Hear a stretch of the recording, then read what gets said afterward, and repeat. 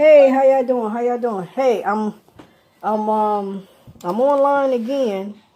I guess y'all can use this page for the I'm really targeting the young people because they coming out of school and they want to do like financial. They don't want to be in financial debt. I have a couple of family members and church members that's finishing college, and they have to find a budget because of the loans that they have to pay back with these college degrees. Okay, if you are under a $200,000 college degree, that you have to $200,000 loans, and some people have like $150,000 loans. Some of them have $60,000 loan. But if you want to do a full college, 4-year college, you're gonna run into like between $150,000 by the time you get finished with your college education. $150,000 loans. Okay, student grants. You can only get so many student grants where that you don't have to pay the grants back. But only time you have to pay the loans back, because the student grants sometimes go. You might get like charity finances through the church. So if any young person is going to church, is a member of any churches, like some of our churches, we would give college tuitions to members, and we would send them. We would collect college tuition, like say like your books for each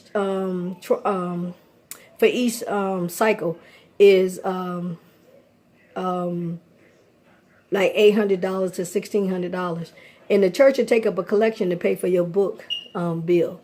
And far as your dorm, some people will pay between $350 or $400 a month for dorm fees, dorm rent.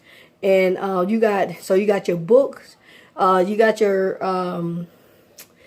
books, you got your dorm fees, and then you have your money, your food. Now, to have a card, you have a food card. They have food cards, and per month, I think they charge $60 per food card, meaning that they can eat anything they want once they swipe this card, and that card swipes off. Like each student meal might cost let me see, because I used to work at a college, so that's how I know. Each student meal might cost like $2.50. Like their breakfast might cost $1.75. Their lunch probably costs $2.50. And their dinner probably costs $4.50. So each day you have a total of each total you have $7 a day card. That's 3 meals a day. Okay. Now you got 30. You say 31. They give you 31. 31 times 7. 721. Okay, so you got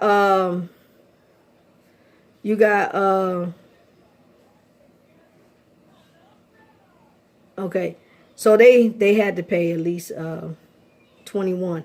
So that's $217. That's $217 a month in meals. Okay, that's $217. Okay, then you got your dorm for the year. Let's say they found a dorm apartment for $350 to $400, right? And you times that by 12, because rent got to be paid in order for them to. Okay, 10 and 0, 10, 6, 7, 0, 5, 3. Okay, 0, 0. 13, 7, 8, 9, 10, 11, 12. Okay, 12. Okay, and what? 4. So that's $4,200 a year in dorms. Okay, a year. So you got 200 in meals. You got 4,000. This college, y'all. This is okay, and then you got $217 a month in meals. So let's times 217 a year. This is how you figure out your kids' college fees. sending them to the dorms and stuff, to what college they get accepted to. 14, 3, 4, 7, 1, 2. Okay, you got 4, 7, 8, 9, 10, 4, 5, 6, 6, 2. So with dorm fees and meal, rent and meals alone, okay, you got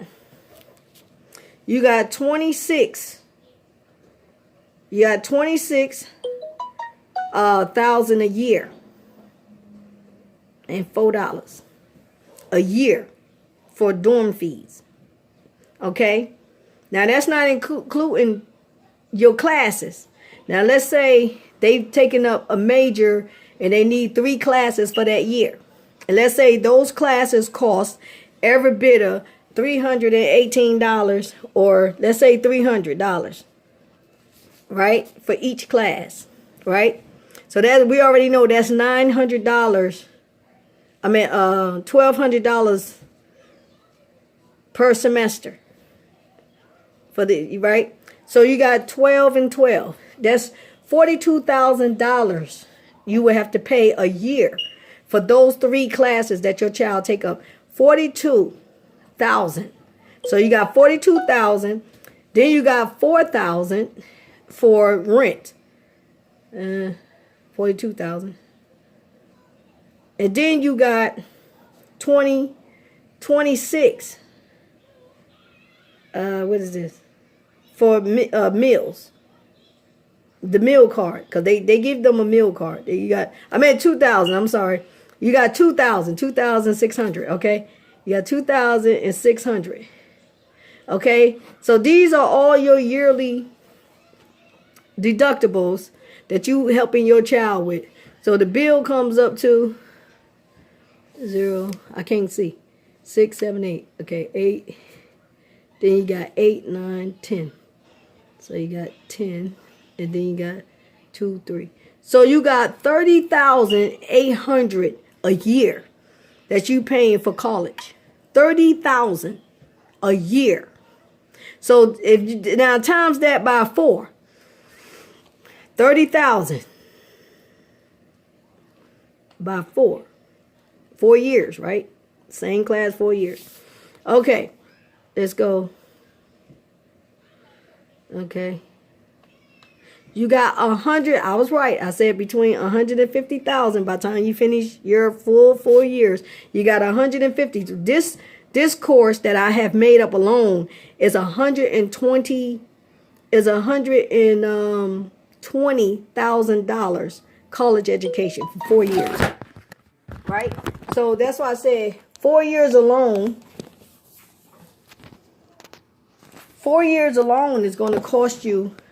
4 years alone is going to, I was right. I said, to get your bachelor, or you get your bachelor degree, or just your grad school, is going to cost you between $150,000. Now to go back and get your master's, that's going to be another probably $150,000, between $150,000 or $200,000 to get your master's or your bachelor. You know, so you have got yourself into debt of $300,000. $300,000. If 4 years cost you $120,000 to $150,000, just imagine how 8 years will cost you $300,000 to $400,000 to get an education. And then you come out, they say this education to pay off itself. Now, if this education pay off itself, then you have to get a job that will pay you at least $70,000 a year in order to even see that loan go down. So as soon as you come out of school, you got to start back paying that loan back. You know what I'm saying? They hold you responsible for that loan. So it's in delinquent. And then that puts you back on, you can't buy a home because they looking at your background and saying delinquent to pay back a loan. So they can't give you a home loan if your college loan is in delinquency. Right? So my thing is, you got to probably find a way to get your education where that it's not harming you, in any way. So just imagine a husband and wife. So you got like between husband and wife, you'll have between $800 to $100,000 in student loans between both of them. And if you don't pay your loan back, that's in delinquency. So just imagine how the husband and wife trying to get their first mortgage home, and the homeowner, the mortgage company do a background check for a lender. They got a lender for you, but the lender gonna be like, hey, look, I need to do a background check on these people and make sure they're able to pay back this mortgage loan, because they want their money, right? So if you looking back and you say, oh, okay, they got an education and stuff, but why I'm seeing so many delinquencies of a student loan? All these lenders waiting for their money back. How many lenders do they got? Especially if you got 5 lenders, that's kind of sad. If you don't go back to the same lender, if the same lender does not give you the money, that means that you done messed up with the lender.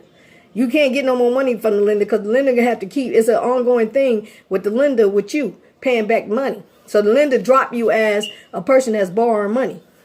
So sometimes people mess up their ways of a lender, because a lender wouldn't mind keep lending you the money if you have a nice, good track record. But if you have a bad track record, they'll drop you. They'll tell the bank, don't call no more. You can't, they'll deny them every time. For every time they try to go and get a loan for anything. You know what I'm saying? So I could be a lender and someone can not pay me my money, right? And I go to the bank and my money is not there. I'm the lender. And I go to the bank and my money is not there. Now I'm wondering why my money, now I got to complain to the bank and say, hey, why my money ain't in my account? You know what I'm saying? Now, the person that borrowed the money didn't get the money back. So that's like the church. The church, you can lend the church so much money and say, hey, I can give you this to do this project, but I need my money. And the church don't come through. Say, I got to lock some doors or something. I got to put you in foreclosure or something to get my money back. You understand what I'm saying? So a lot of people think that they can get away with that. You know what I'm saying? So yeah, the church be the first one to try to get away with it. I don't put nothing past them. I love my church people, but I love my God-fearing people. But you can't think that you can keep getting away with, you know what I'm saying? You can't think about that. So I need my money, People sit there and borrow money to buy a car, borrow your money to buy a car, and then won't pay the loan back. Then they'll sit there and borrow your money. They'll sit there and borrow your money and buy a house and won't pay a mortgage. You understand what I'm saying? That's wrong. The church is wrong for doing stuff like that. They're wrong, But see, if you sit there and you say, hey, you ain't got no money to pay my money back, look, you don't got no house. See, you don't want to do that. Then they say, oh, you're not a Christian. You see what I'm saying? And then you got that money to build that church. Or you got that money to build that house or that school, and you don't want to pay me my money back. Now you ain't got no school. Now you ain't got no house. And now you ain't got no church. Because you don't want to pay the money back. You understand what I'm saying? So it's God said pay what you owe. He ain't telling you, he ain't telling you to put people in debt just because they church members and they got money, they rich, and you lending your money to them to build a church. You lending your money to them to, you know what I'm saying? You doing an investment. But here it is, they taking advantage of you. You know what I'm saying? So yeah, you start closing accounts, you kicking them out of their homes and stuff. Then you the worst person in the damn world. Evil. You the evilest person in the world. But I think that's damn evil to not to pay the loan back. That's what I think. You're going to put my money up to be a lender. I'm putting my money to be a lender, and you won't pay my money. I think it's wrong. That's what I think. So, yeah. But, I banked at Chase Bank for many a years. You know what I'm saying? And I ain't never put me and my daughter's money in jeopardy. Never. But for family to do that, it's messed up. For family to get in there and take your stuff, that's messed up. That's wrong. For the church to do that. All is not God's. All is God's. Because if I'm with God, then all is still with God. Because it's with me. You understand what I'm saying? God put it in my hands to take care of, to handle, to manage. He didn't put it in the church hand to manage. He put it in my hands to manage. You know? And the church is wrong for doing that. They know they are. So still got love for them, but they know they wrong. They know they wrong just because they males. What they got to do with it? If God didn't trust Mary, Nicodemus and all of them, I said, if God didn't trust Mary, a woman, to handle finances and to handle a most precious gift, which is Jesus. Mary ain't know nothing about having no babies. She ain't even been touched yet. So my thing is like, stop going around telling this mess. You know what I'm saying? You hurting families. You hurting people who God is really truly using, and they can't go further because of your words that spills out of your mouth. He said, cuts like a two-edged sword. Don't you think if you wound somebody and that wound is that cut is so deep that person cannot function and operate with that limb anymore or with that thinking anymore, and you cutting them short of God's, telling them to do something. You know what I'm saying? You ain't thinking about that. But that's all right, because the God knows that man is selfish. Man is selfish in competition with God. That's what it is. They in competition with God. See, the Israelites was in competition with God. Because anytime Jesus came to them and told them something that God said, they didn't believe it. They was in competition. Oh, you can't be better than... You will never be better than God. That's what you got to tell man today that's standing in the pulpit. You will never be better than God. And I tell them that all the time. I tell them that. That's why they don't want me in their churches. I tell them, you ain't exempt, bruh, for God to knock you on your butt in front of the congregation. That's what I tell them. You can get big and bad with me all you want to. But honey, you fighting a spirit, which is God, and you ain't no match for God. That's what I be trying to tell these men out here. You ain't no match for God. You think you are. You talking about God ain't using no woman to teach. I said, well, who taught Jesus then? Joseph didn't teach him. God had to go to Joseph and God didn't tell Joseph the plan. He told Mary. Gabriel didn't tell Joseph the plan. So do you really think that God is telling man the plan all the time? Come on now. Come on, somebody. Hit me up on YouTube. Come on, women. Come on, women must stick together. Come on, women. See y'all later.